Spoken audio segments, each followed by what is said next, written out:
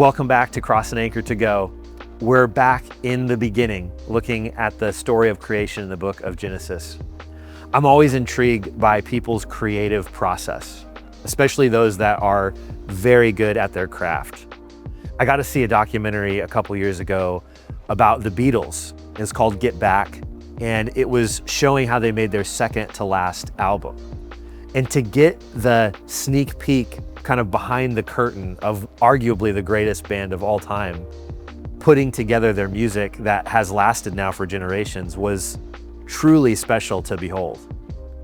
Well, the book of Genesis, it gives us a look into the creative process of the most creative person who's ever existed. And of course, that is God. God is the source of creativity.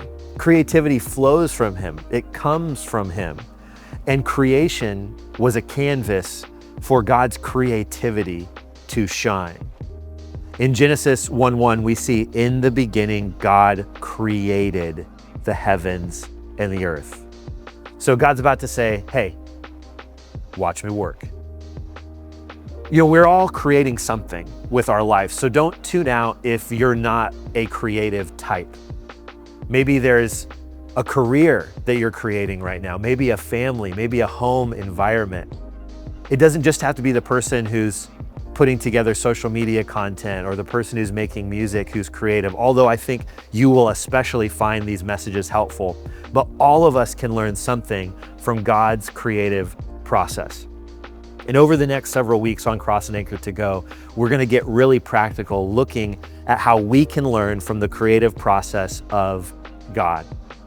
The first thing that you need to know is that you can't get creative without a process. I think oftentimes we associate creativity with randomness. And we think that somehow creativity and being spontaneous is inextricably linked. Like you can't pinpoint exactly how to be creative. And there's a stereotype that you have to be unplanned and disorganized if you want to be creative.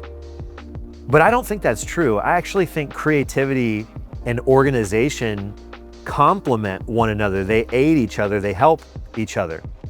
Yes, it's true that you can't predict when a moment of inspiration is going to hit, but 9 times out of 10, it's the process by which you bring that dream to life that determines whether it actually makes it or not.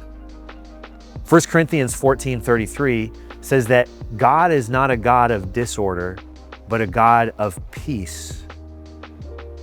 You see, the opposite of chaos is order. And of course, when there's chaos, there's stress and there's anxiety. And so order brings peace. And when God went to create the cosmos, he had a plan. God wasn't flying by the seat of his pants. God is incredibly creative, and he's also incredibly organized. Order is essential for creativity. Have you seen the show The Home Edit? It's these amazing women who put together this company where they go into people's homes that are cluttered and disorganized, and they find a way to put the things together that need to be put together and put everything in the right space and label it and put it in boxes. And it's always amazing for me to watch someone bring order out of chaos. And that's how God approaches creativity, with order and with a system. God used the number system: 1, 2, 3, 4, 5, 6, 7. He created within the parameter of 7 days.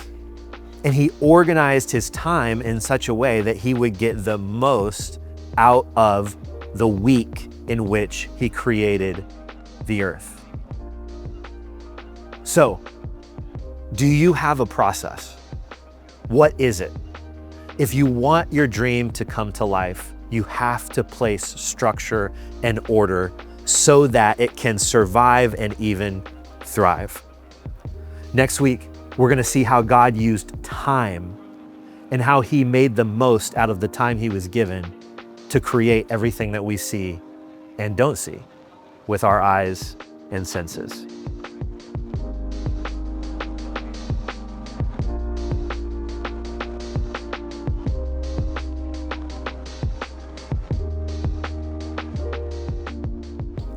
Cross and Anchor to Go is sponsored by you. People have given to be able to make this content possible. And if this has impacted and blessed your life, we would invite you to partner with us in your generosity so that this can impact others. All the ways that you can give are at crossandanchor.church. Thanks for supporting.